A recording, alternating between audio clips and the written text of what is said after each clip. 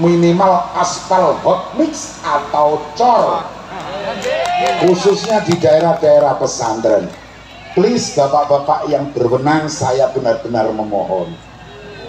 Saya yakin secara ekonomi juga mendukung, betul? Apalagi secara sosial. Saya tadi lihat itu kok ada yang kalau pas tanjakan halus, tapi berikutnya tinggal 5 meter nggak ditutup gitu. Ini kira-kira ada apa ya begitu ya? Sudahlah, sekali-sekali ngerosting pejabat kan nggak masalah gitu. Orang saya di blacklist di sini nggak masalah. Tapi kan ngerosting untuk kebaikan, begitu nggih? Sepakat Bapak Ibu? Pun kula suwun ke Bapak nggih. Karena jenengan sing memfollow api Bapak aspal hot mix, oke? Allahumma sholli ala Muhammad. Kembali lagi.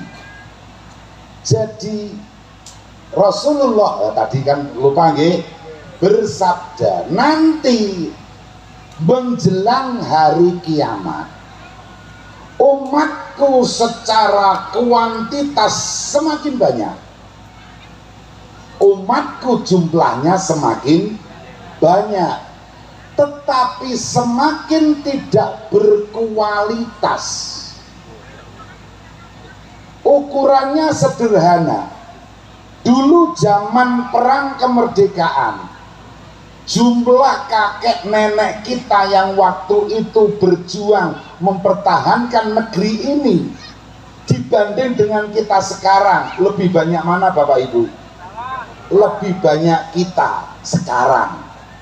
Tapi dulu pahlawan-pahlawan negeri ini pasti ditakuti penjajah. Kalau tidak ditakuti, buktinya mana ada Belanda bercokol di bumi Nusantara 350 tahun.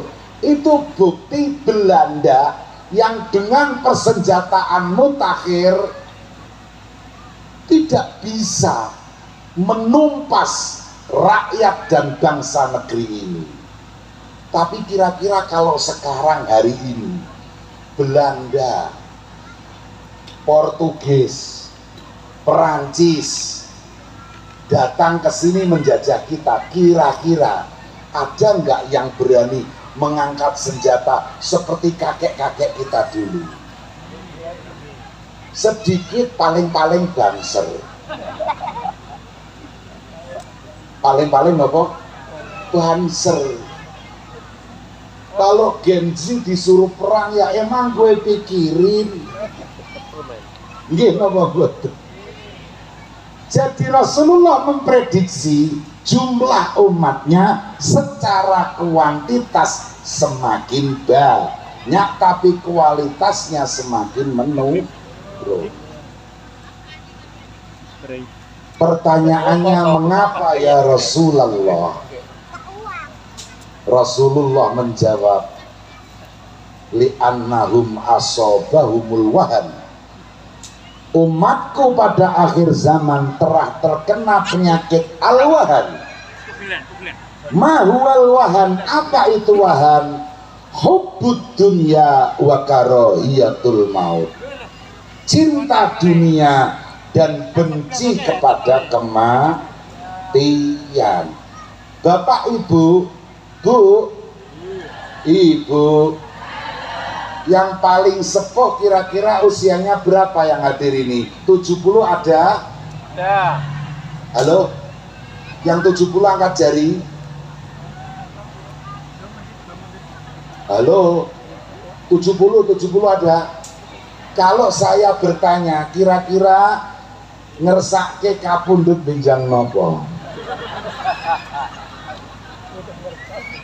Pertanyaan kok ora enak ngono nggih. Apalagi anak-anak, halo anak-anak, halo, rencanamu mati kapan? Kapan? Kira-kira kalau ada akselerasi kematian, percepatan kematian, kamu mau daftar nggak? Nggak ada. Saya ngaji di mana-mana, di antara dagangan yang nyaris nggak pernah laku itu apa? Siapa yang ingin cepat mati? Tunjuk jari. Penonton. Boten wonten. Estu boten wonten tiyang mriki sing kepengin cepet mati. Senyap suasana. Karahiyatul maut. Halo. Benci pada kematian. Bandingkan dengan Mbah Yai Osman atau bahkan guru beliau Mbah Maksum dan gurunya lagi dan gurunya lagi. Semua saudara-saudara kita, pahlawan-pahlawan negeri ini, waktu itu tak satu pun yang benci kematian. Nggih napa mboten? Nggih napa mboten? Bayangkan dengan bermodalkan bambu runcing berani menghadapi meriamnya Belanda. Leres? Leres? Niku nek boten seneng mati nopo? Boten nonton. Mbah-mbah kita niku senenge nopo? Enggak jawab lagi. Senenge nopo? Mati. Lah putu-putune niki donten sing seneng mati nopo boten? Boten nonton. Apalagi hubbud dunya wa ma adraka ma hubbud dunya. Perilaku hidup hedon. Ibu-ibu, saya punya majelis kecil-kecilan. Alhamdulillah majelis bapak-bapak, yang ibu-ibu juga ada. Saya buka pertanyaan. Tiba-tiba seorang bapak menunjuk, Gus, saya mau tanya. Siap bapak? Sekarang ini kaum istri kok banyak ngomelnya ya? Kaum istri apa? Banyak ngomelnya. Kira-kira salah siapa? Saya dikasih pertanyaan seperti itu. Ini pertanyaan berbahaya. Apalagi itu lewat speaker. Kalau ketahuan tetangga saya salah menjawab, wah bisa kacau ini. Nanti emak-emak bisa demo di rumah saya. The power of emak-emak is very dangerous, you know. Emak-emak itu kan ras terkuat di muka bumi ya. Enggak, leres. Yang gagah perkasa itu emak-emak. Sepakat bapak-bapak nggih? Sepakat. Coba kalau uji kerja. Kalau uji kerja kira-kira lebih kuat mana, bapak-bapak atau ibu-ibu? Bu, jujur mawon Bu. Sebenarnya jenengan pun mulai bosen kalau pakane mboten. Bu jujur. Semakin tua Anda menghasilkan uang, banyak keluhan kesehatan, betul? Ah, iya, ngoten niku semakin bosen tak mboten jenengan. Nggih. Bapak-bapak, jenengan semakin bosen tak mboten kali istri? Gak ada yang berani jawab. Lah bukti itu udah paling kuat itu ibu-ibu. Halo. Ngoten ibu nggih? Nggih. Oh yang pegang mic ini termasuk istiqomah, ikatan suami takut istri kalau di rumah.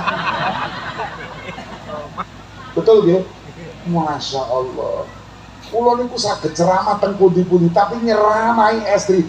Hasya wa kalla. Kula kepengin merguru dateng sinten kemawon para Rama Yai sing saged ngeramai bunyai, mboten saged. Ya. Sampeyan iso Mas Jawe? Tak iso. Mbon wangsul meneh napa? Paulo pengajian napa majelis kawula. Gus, ini kok kaum istri kok banyak semakin komplain. Kira-kira yang salah siapa? Kulo sadar ini pertanyaan genting, krusial, saya lemparkan kembali. Kalau menurut jamaah yang hadir ini, kira-kira yang salah siapa? Serempak menjawab bapak-bapak. Jadi kalau ibu-ibu suka ngomel, yang salah siapa bapak-bapak? Bapak. Loh, yang saya tanya bapak kok. Iya kayaknya bapak-bapak. Lu kok bisa? Tolong yang jomblo tutup telinga. Jawaban berikut ini membuat Anda berpikir 1000 kali untuk menikah. khusus jombloan-jombloan, tutup telingamu, oke? Kalau nggak tuh mau nutup, saya nggak tahu jawab kalau berikutnya setelah keluar dari majelis ini tidak ada keinginan untuk menikah. Jadi lelaki itu berat. Ini jelek-jelek mantan pimpinan lembaga Bahsul Masail PBNU, jelek-jelek begini. Tapi ini saya fatwanya fatwa pribadi, fatwanya fatwa pribadi, biar saya yang bertanggung jawab di akhirat kelak.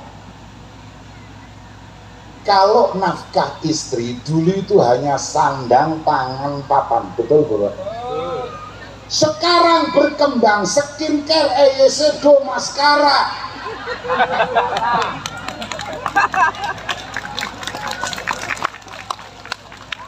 Check out, COD. Betul.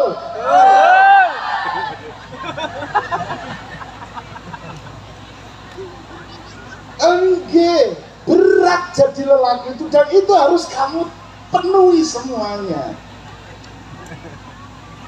Rasulullah pernah mengisyaratkan seorang lelaki berniat menikah sambil berniat tidak mau menafkahi, maka lelaki seperti itu lebih buruk daripada seseorang yang menzinai ibunya sendiri.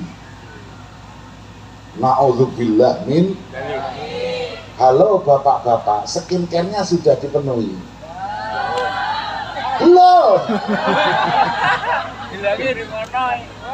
Watah fans saya terus langsung cocok ini ngajinya. Ya memang begitu, berat jadi lelaki. Nggih bapak-bapak nggih. Nggih. Mulane Bu keranten dados piyantun kakung niki amrat, ampun diomeli terus nggih. Kecuali jika, nah ini boleh ngomel sengomel-ngomelnya, kecuali jika, yaitu ketika, Bu, monggo dipun midhangetaken, monggo sak ngomel-ngomele. Marilah lanjutkan ngomel ibu-ibu pada para suami jika panjenengan menginginkan suami-suami panjenengan menjadi wali-wali Allah, tidak hanya wali murid Abdul Huda saja, jadi wali Allah. Sebab para ulama menyatakan mihnatun nisa madrasatul aulia, penderitaan yang diberikan oleh wanita adalah kebiasaan para wali-wali Allah. Jalan menuju kewalian itu banyak, tetapi yang paling mudah adalah menyabari omelan istri. Nggih napa mboten para yai? Nggih. Mula monggo ibu-ibu menawi ngersakake bapakipun kepengin dados napa? Wali. Wali nih Gusti Allah, tidak hanya wali santri. Wali nih Gusti Allah, maka lanjutkan ngomelnya. Paham nggih? Sepakat ibu-ibu? Nah. Tapi kula matur nek gak kuat ya stroke. Ora sida dadi waline Gusti Allah, malah napa? Kula rumiyin Kiai Muhajir, seusia mereka itu mendengar orang punya penyakit stroke itu rata-rata bapak-bapak di atas 70 tahun, betul? Sekarang 28 tahun yang stroke banyak kok. Itu mungkin gara-gara diantaranya diomelin. Cocok Bu? Cocok, pun diomeli terus. Muga-muga dados waline Gusti Allah, amin ya robbal alamin. Ngoten lho nggih. Nah, mengapa harus ada itu? Karena hubbud dunya. Napa? Hubbud dunya, cinta dunia. Saya yakin yang rawuh ini semuanya yang hadir sepakat bahwa memondokkan putranya, memasukkan putranya ke lembaga-lembaga pendidikan apapun adalah sesuatu yang baik, betul. Nggih napa nggih? Dosami remen nyekolahke putrane. Remen. Sama-sama semuanya semangat memberikan pendidikan yang selayak-layaknya kepada putra-putri kita, betul? Betul. Tetapi pada saatnya, kalau kita selama ini meyakini Sayyidina Ali bin Abi Thalib berkata, al ilmu khairun minal mal, ilmu lebih baik daripada harta. Sepakat napa mboten para rawuh? Sepakat. Kurang semangat. Ilmu dan harta lebih baik mana? Betul? Betul. Yakin? Yakin. Ya kalau yakin ya sudah selesai. Padahal itu kalau nggak yakin ada dawuh Sayyidina Ali berikutnya. Tapi berhubung yang hadir ini sudah sama yakin bahwa ilmu lebih baik daripada harta, alhamdulillah. Tapi boleh dong saya mengajukan tes uji kepada yang hadir. Bu, kalau besok pada saatnya ini putri panjenengan, betul? Pada saatnya datang dua jejaka bareng-bareng melamar putri panjenengan. Putri panjenengan misalnya cuma satu, yang datang dua perjaka. Satu lulusan Fathul Huda, ahli ilmu agama. Amin. Amin toh bongok tuh. Pintar berceramah agama. Amin. Pintar mengkaji kitab-kitab Allah dan sunnah Rasulullah. Amin. Tapi nggak punya duit. Ini kalau enggak leres jenengan niku wau kula krungu nggih. Bukhari ya ora penting, sing penting pajero. Leres. Bu, niku lho santrine iki Muhajir, santrine Mbah Nyai, ahli agama niku, tapi kelihatan potongan nggak punya duit. Santri sing duwe duit iki kan yo sing kaya sing nyekel mik ngene iki. Nggih. Nggih. Ya ngene iki yo 1001. Lamun ana ya ora nglirik perawan tebo. Yang satu Masya Allah Pajero Fortuner, Masya Allah pokoknya, oke. Tapi sholat aja belum bisa. Dipilih yang mana dari dua calon menantu ini?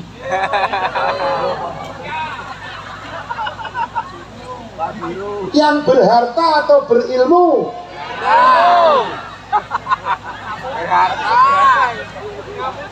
Dua-duanya. Wong putrinya cuma satu kok. Emang boleh poliandri? Nggak boleh, yang boleh itu poligami. Gaya kami yang boleh 2, 3, 4 kalau berani ya. Wa innahum laminal khaifin ya. Wedi kabeh istiqomah ikatan suami takut istri kalau di rumah. Ngeten iki nggih pun kula kirim link niki wae kalih sing teng griya. Ayo ngomong diwu kandi ngoten nggih. Kita senasib para yai. Nyuwun ketegasan, dipilih pundi? Santri Fathul Huda, ahli ilmu, ahli agama, tapi nggak punya duit. Nduk. Boleh aku menebak calon idamanmu, oke? Boleh kriteria yang terbaik menurutmu? Yang dicari itu good looking and good rekening. Betul? Astagfirullah. Yang ada ya meling-meling ini kok ora glowing dan juga nggak punya uang. Kerso ibu-ibu. Kerso. Boten. Itu bukti hubudun, cinta dunia. Maka kemudian saya tidak tahu, susah membahasakannya dalam bahasa kampung saya. Orang Kerakus itu dulu gambarannya wal-wal kedual bantal kontal, ngerti nggih? Nggih. Sekarang itu berkembang pesat wal kedua timah, kontal pertama, kontal aspal, kontal menara masjid, yo kontal yang perlu. Nggih napa nggih? Astagfirullah. Manusia ingin dengan segala cara mendapatkan harta karena sudah hubbud dunia. Ini semuanya dalam rangka ngari kembali kepada kemanusiaan kita. Sedikit demi sedikit mengobati penyakit kita, penyakit hati, dimulai dari hubbud dunia dan karahiyatul maut, tidak suka dengan kematian. Padahal kematian itu pasti jadi, tapi sukanya nawar, padahal nawarnya modusnya apa? Belum punya sangu akhirat, begitu kan? Saya kejar lagi lah, kira-kira kapan rencananya memenuhi bekal akhirat?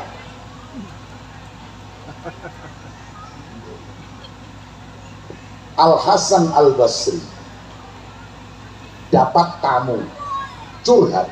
Imam Al-Hasan Al-Basri punya tamu dicurhati. Ya Imam Al-Hasan, bukankah Allah berfirman, man a'rada an dzikri fa inna lahu ma'isyatan dongka. Barang siapa berpaling dari zikrullah, berpaling dari mengingat Allah, menjauhi ibadah, maka hidupnya akan semakin terpuruk. Itu firman Allah. Ya betul, kata Imam Hasan. Terus apa masalahnya? Masalahnya Imam Hasan, saya punya temen semakin tambah maksiat, semakin jarang ibadah, tapi kok semakin kaya. Halo? Cocok nih tinggi. Soyo jarang jamaah, soyo jarang sholat, ning soyo soge. Cocok? Padahal Allah sendiri berfirman, man a'rada an dzikri fa inna lahu ma'isyatan dongka. Barang siapa semakin menjauh dari zikir kepada Allah, maka justru hidupnya akan sengsara. Tapi kok faktanya semakin ahli maksiat semakin kaya, semakin rajin sholat duha malah semakin terpuruk perekonomiannya, tokonya, kiosnya bangkrut. Kakak iki ngoten niku, mulai sregep teng masjid malah mboten saya melarat. Penjelasannya bagaimana? Imam Al-Hasan Al-Basri menyatakan, siksa itu ada dua, siksa zahir dan siksa batin. Kalau siksa zahir semua orang bisa memahami, orang masuk neraka siksa zahir, orang habis jalan sama gebetan terus kepleset jatuh siksa zahir, gitu. Tapi kalau siksa batin itu jarang orang memahami, apalagi merasakannya. Seperti apa siksa batin itu? Yaitu ketika kita semakin tidak kerasan duduk bersimpuh di atas sajadah-sajadah kita, boten kerasan suwe-suwe sholat. Teng mriki rumiyin miyanane Ramadan nika trawehe pinten rakaat? 20 apa 8? 20. Kalau saya mengatakan baik 8 atau 20 sama baiknya, setuju?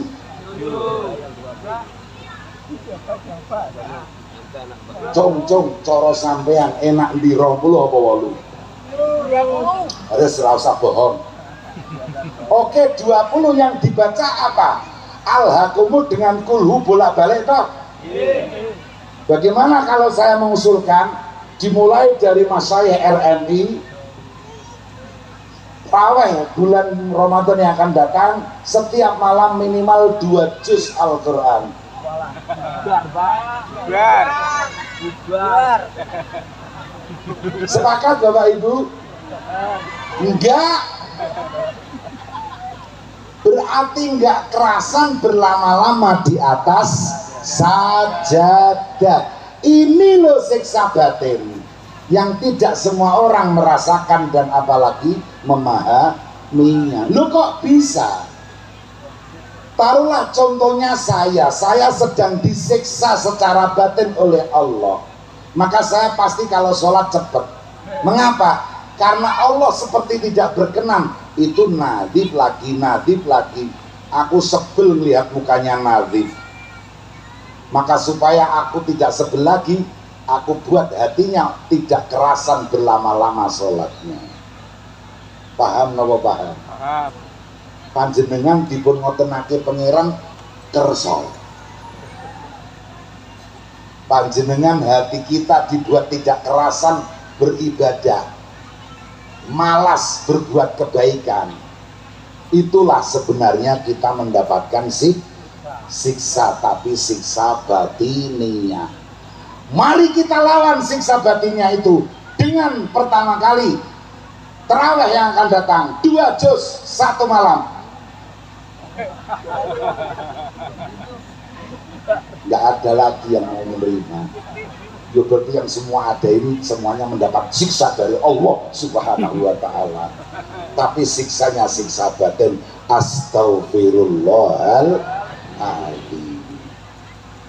Sampun niku wau sedanten nembe mukadimah nggih. Nggih. Belum isinya nggih. Isinya namung setengah menit kemawon. Cintailah ilmu, Bu. Cintailah ilmu, cintailah anak-anak yang menuntut ilmu. Alhamdulillah. Ini tadi ada yang wisuda kelulusan nggih. Nggih. Mana orang tua wali murid wisuda wali judawati? Mana wali murid dari yang diwisuda ada? Enggak ada? Oh ada nggih. Kebanggaan panjenengan hari ini putranya lulus dari lembaga pendidikan. Dengan kebanggaan ketika putra panjenengan berhasil memenangkan tender tol Sumatera. Lebih bangga mana?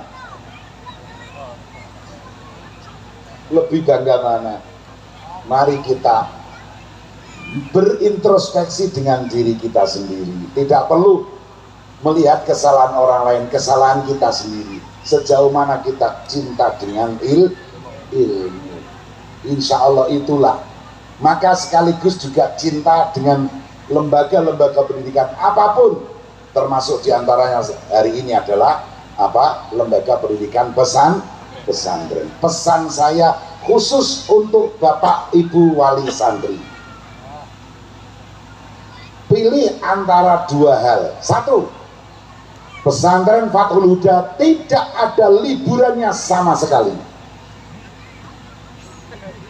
Atau tetap ada liburannya, tapi kalau putra putri panjenengan berlibur di rumah, maka semua detail kehidupan di pesantren harus dilakukan di rumah. Mulai bangun tahajud, sholat jamaah tanpa HP. Ibu-ibu masaknya yang sederhana saja seperti yang dimakan di pesantren, sate, sambal terong atau sambal tempe. Ayo dipilih mana? Sudah tahu saya pilihannya, tidak ada yang dipilih.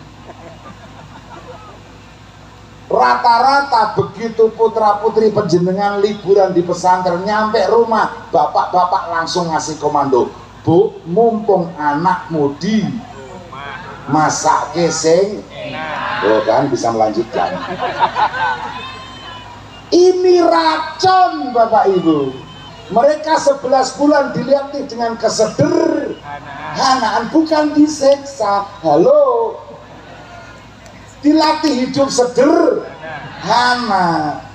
Generasi sekarang cenderungnya hedon, nggak mau yang sederhana-sederhana begitu.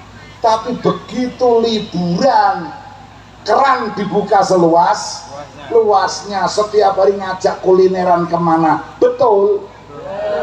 Astagfirullahaladzim. Kalau begitu lebih baik Yai Muhajir silakan dilarang liburan saja. Mondok 8 tahun, dimasukkan tahun 2020, maka nanti 2028 baru diambil dan tidak ada sambangan. Sepakat? Itu kalau mau benar-benar pesantren bisa menelurkan ulama-ulama yang orang-orang besar, tidak akan dilahirkan kecuali dari rahim-rahim penderitaan. Tetaplah menderita kalian wahai anak-anak. Halo, tetaplah kalian menderita supaya bisa menjadi orang-orang besar. Amin ya robbal alamin. Itu pesan saya khusus untuk Bapak Ibu wali santri. Kalau putra putrinya santri ini pulang, jangan dikasih, jangan dikasih. Makanya rata-rata itu kiai dulu kan mboten nate kondur nggih molok ngendok nggih. Nggak ada. Liburan itu racun yang merusak pola pendidikan pesantren. Betul?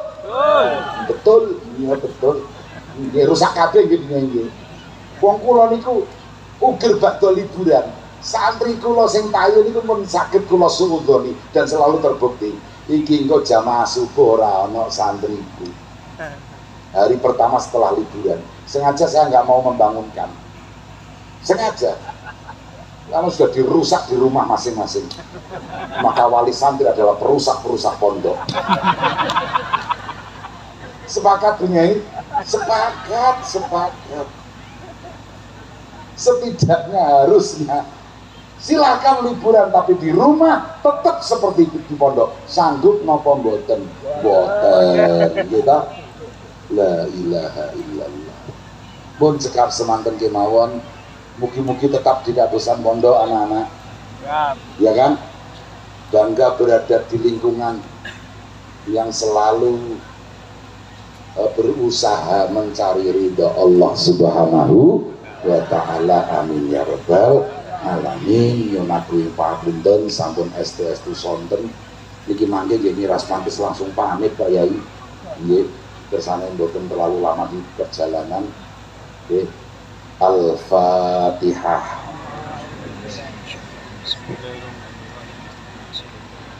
Iyyaka na'budu wa iyyaka nasta'in ihdinas siratal mustaqim siratal ladzina an'amta 'alaihim ghairil maghdubi 'alaihim waladdallin.